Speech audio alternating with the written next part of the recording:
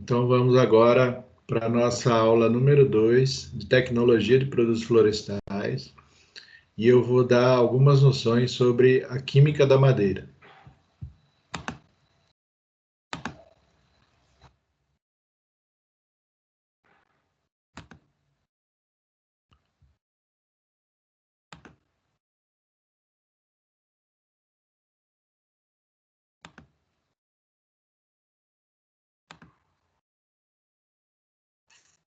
Então aí, na primeira aula nós vimos algumas noções de anatomia da madeira, né?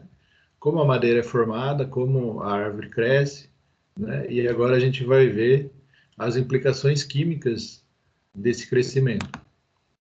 Então, a gente viu que a madeira, anatomicamente falando, ela é um material heterogêneo, né? Então, por quê? Porque ela é feita de vários elementos anatômicos, né?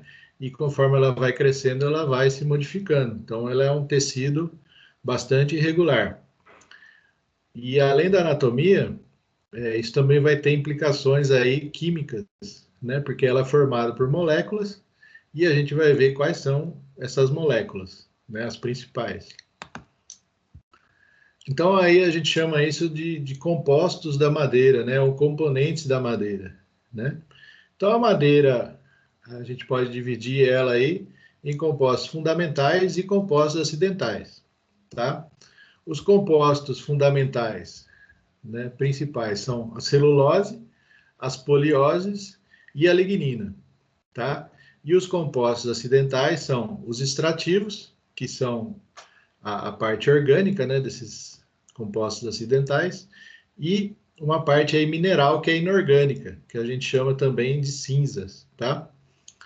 A característica dos compostos fundamentais, ele tem um alto peso molecular, tá? São macromoléculas, né, feitas aí de carbono, portanto, é um material orgânico, tá? Os acidentais também pode ser orgânico, no caso extrativos, né?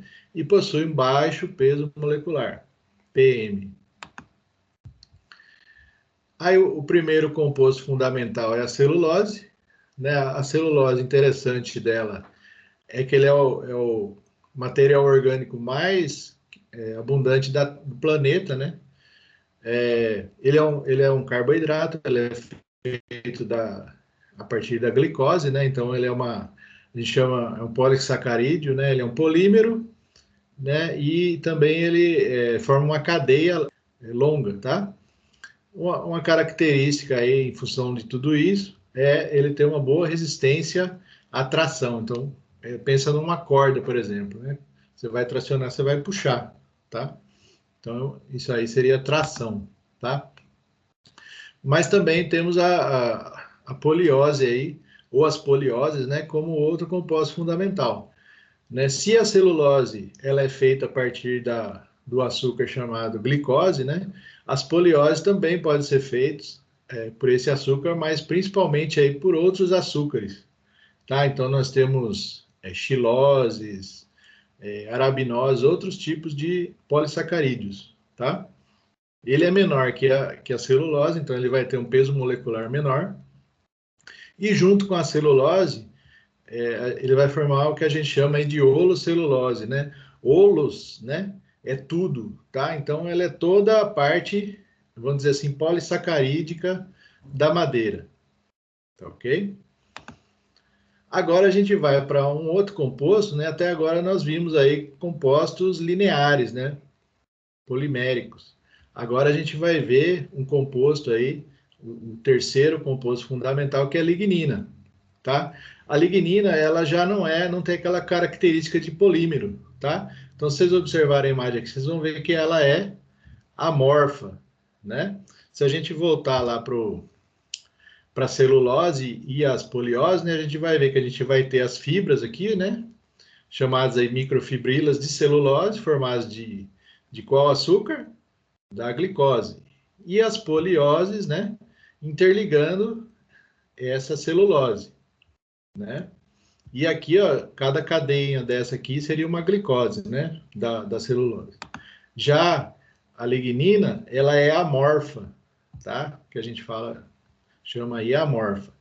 E ela, a celulose, a gente viu que ela tem boa resistência à tração, a lignina é o contrário, ela vai cimentar, ela vai ter aquela resistência, vai ser o cimento ali, tá? Ela vai fornecer aquela resistência na fibra para compressão, para sofrer aí uma pressão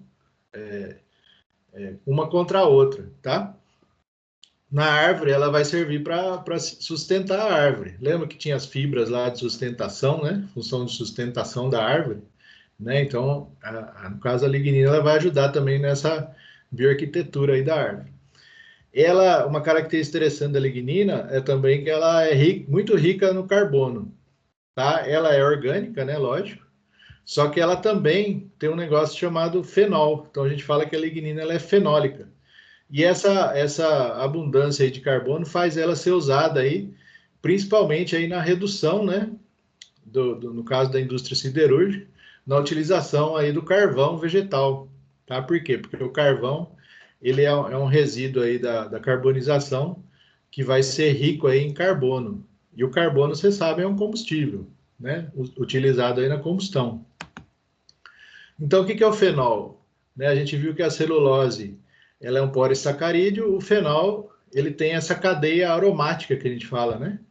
Então a lignina aí ela é composta principalmente aí, ela é composta essencialmente, né, de fenol, de uma cadeia fenólica nela, né? Mas existem outros componentes que também têm fenol, por exemplo, né, entre os compostos acidentais, né, a gente vai ter aí os óleos, né, os extrativos, né, que são também compostos orgânicos, né? Mas tem lá aquela molécula do fenol, aquela molécula fenólica, tá? Mas tem só compostos orgânicos? Não, a gente tem também os compostos inorgânicos, tá? Então lembra na nutrição lá no plano de aula a gente trata disso, né? Do plano de aula da aula 2, se vocês olharem lá nos arquivos, né? Já tem o plano de aula da aula 2, tá? A gente tem aí os minerais que são retirados do solo, né, na nutrição, e são incorporados no solo através da adubação, e isso aí vai ser absorvido, né, juntamente com a água pela árvore e vai formar aí a seiva, né, da árvore. Então, juntamente aí com a formação desses componentes aí, desses compostos orgânicos, isso aí a árvore vai acabar puxando, tá? Esses minerais, tá? Que eu quero que vocês aí enumerem aí quais são esses minerais, né? Então lembra lá das aulas de solo, tá? Só que uma característica, né, desses compostos, né, é que eles têm, no caso dos orgânicos, eles têm baixo peso molecular, tá? E nos inorgânicos eles são praticamente aí elementos isolados, tá? Então fazendo um resumo aí dessa aula, né, de hoje, nós temos aí substâncias de alto peso molecular e substâncias de baixo peso molecular, tá?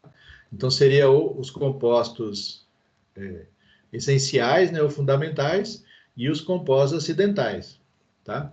Entre essas substâncias fundamentais aí de alto peso molecular, nós teríamos as substâncias polissacarídicas, né, que são formadas por açúcares, né?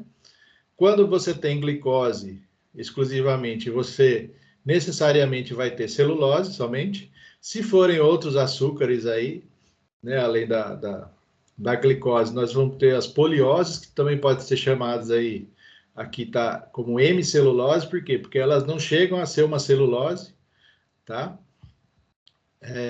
E também a gente tem a lignina, que é amorfa, lembra lá, e fenólica, tá?